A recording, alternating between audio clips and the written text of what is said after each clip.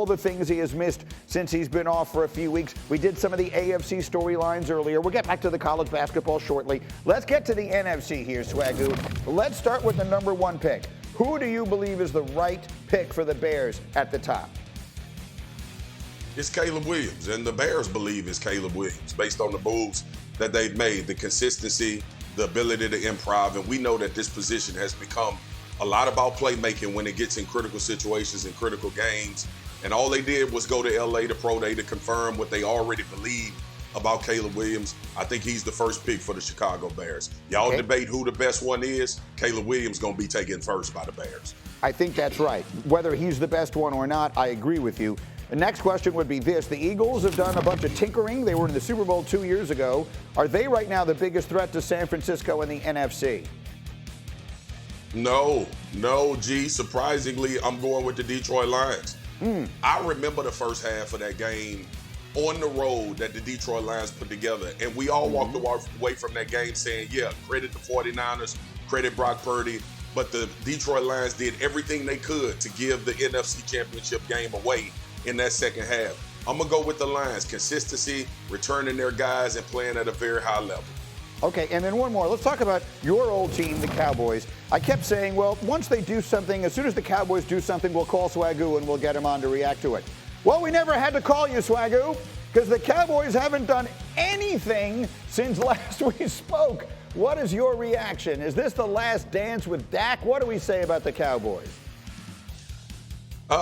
We say nothing, because nothing has happened, G. And I've been sitting here twiddling my thumbs thinking about, you know what, it's been a lot of off seasons where we talked about moves that's been made for the Dallas Cowboys, whether that be keeping their own guys or bringing guys in. All they've been doing this year is sending people away and doing absolutely nothing. I'm not going to shade Eric Kendrick's move. They needed a linebacker. Great, they got a linebacker, but they got nobody else, okay? And the problem is that I can go off on a tangent and go off on a rant about this. But we heard all in. Everybody heard it. The whole world heard it because the whole world listens to what the Dallas Cowboys are doing. And ain't nothing been all in about this offseason outside of me riding past the store and going work out at Cowboy Fit up there because I get a discount because I'm a former Cowboy. And I'm around the facility, and I'm going to tell you what's happening around the facility, G. Nothing.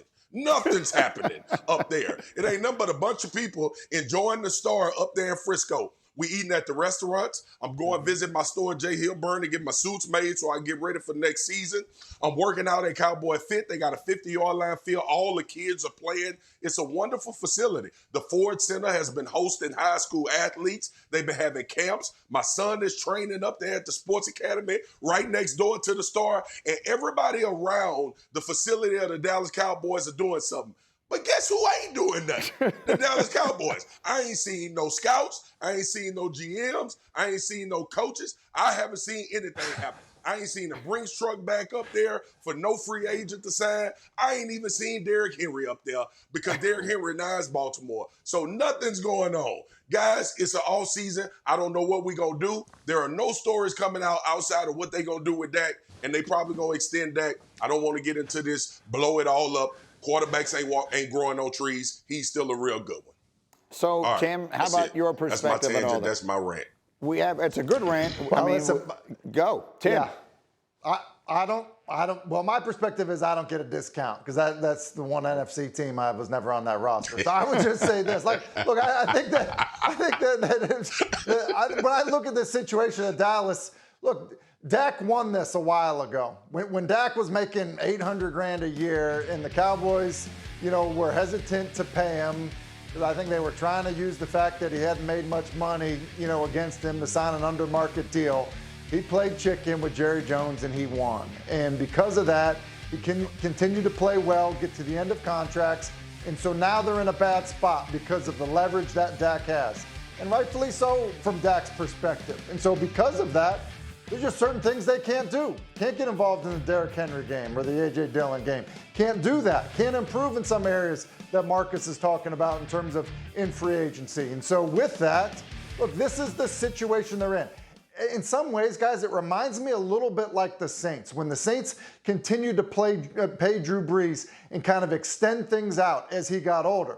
Now, the good thing for New Orleans was Brees continued to play at a really high level. in order for them to have any type of success as they extend this with Dak Prescott, because I think ultimately that's what they do, he needs to continue to play at a really high level, or even play at a better level for them to have any success. Dan. Yeah, he played at a really high level all last year until the playoff game, right? So that's what's missing, is the playoff success. And that's something I don't think you can necessarily engineer in March with your moves. They need to be better in the run game and better at stopping the run, and they haven't really made a ton of moves to help in those areas, but the offseason is not over yet. In terms of Dak Prescott, I do believe ultimately they extend him. I'm just not sure that's going to get done this offseason. We've talked about this on the show for the last couple weeks. Financially, against the salary cap, it actually makes more sense to do it next offseason. Obviously, that carries risk. Will he want to go somewhere else? Will he have a bad year? Will things fall apart? But right now, I think the Cowboys feel like Dak's going to be there, and they're going to get CeeDee Lamb signed, and they're going to take care of the business they want to take care of, which does not involve going out and signing other people's free agents. Reactions. Graz, if I were to say the New York Jets are Super Bowl contenders, is that an overreaction? Unfortunately, I have to say yes. I think it's an overreaction. Yes, I know. They're going to be good. I think they look like they're going to be a very good team, but there's a difference between being good and knowing how to win when it counts, and this is still a team that hasn't done that. The coaching staff hasn't proven that. It's been a long time since Aaron Rodgers has proven that. I think they got a ways to go before we can list them with the Chiefs and the other contenders in the AFC. Marcus, the Jets should have the best defense, not one of the best defense of all these AFC playoff contenders. They've added talent on the offensive side. They have Aaron Rodgers, who's got to be some percentage of what he was at his best. Their offensive line still probably needs a little fortification, but they have the draft to do that. I don't see how they aren't some semblance of a contender here. Are they a Super Bowl contender? They are a Super Bowl contender, G. Graz is just saying a lot of things have to go right, okay? Yeah. And listen, we understand that the talent is there for the New York Jets. And sitting here in April, you got to make them a Super Bowl contender because they're talented and they have who we believe is one of the top 5 quarterbacks in the NFL if he plays at his level, if not top 3, if he can get to the level that he played when last saw him. And we know how much that position dictates the success that you have on the field. I have no questions or worries about the defense. It's all about health and this offensive line. Everything else around the Jets team is really good at high level.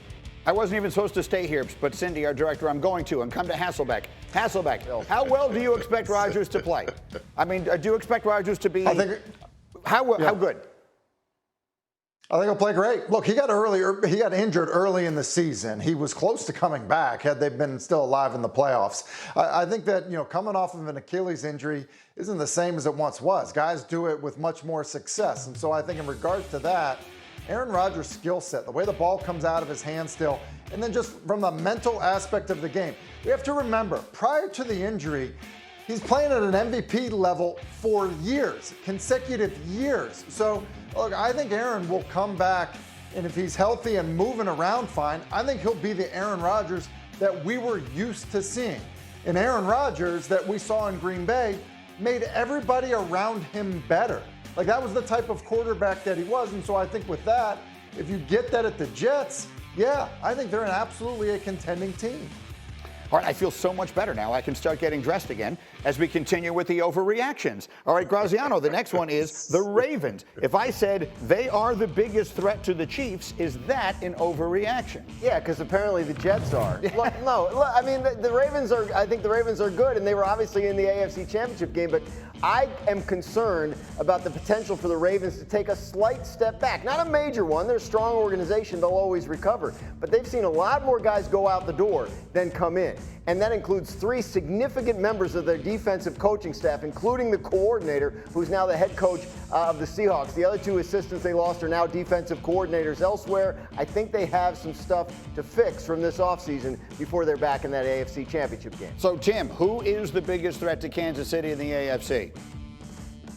I think it's the Ravens. Do they lose some guys on the defensive side of the ball, coaching staff included? Absolutely. But we have to remember, this was year 1 in this offense for Lamar Jackson and, a kind of revamped receiving crew. Look at the strides that they made. Like, finally, you saw the growth in their offense, especially with Lamar as a passer. And I would expect them to be significantly better this upcoming season, just in that alone, regardless of personnel and the development of young players like Zay Flowers or what the impact that Derrick Henry will have. So I actually believe that it is the Baltimore Ravens in a big way. Lost 3 starting offensive linemen. Is that nothing? Like, I think there's a lot. They've suffered some losses. The Bengals are going to play a 4th-place schedule with a potentially healthy Joe Burrow. I mean, I think it's going to be tough. And obviously the Jets, and keeping obviously with the Jets, the theme of your Super pocket Bowl square. favorites. You got that Jets pocket square Right. working for me this morning, which I like. All right, one more overreaction. If I said the Steelers can win the AFC North, is that an overreaction? Yeah, I think so. I think it's going to be tough for the Steelers to win the AFC North. I think, obviously, I mentioned the Bengals. I think that we don't know what the Browns are going to get from Deshaun Watson, but they got almost nothing from him last year, and they still made the playoffs. Baltimore will still be a factor, even if they do take a step back, as I feel they might. I think it's going to be tough. We can talk all we want about the great prices for which the Steelers got these 2 quarterbacks, but we do have to remember they were not exactly fighting off a whole bunch of other teams for the services of Russell Wilson and Justin Fields. I think the Steelers are, I think they have a chance to be good. I think it's going to be tough to favor them in the division. Swagoo, who is going to be the Steelers quarterback, and how good are they going to be?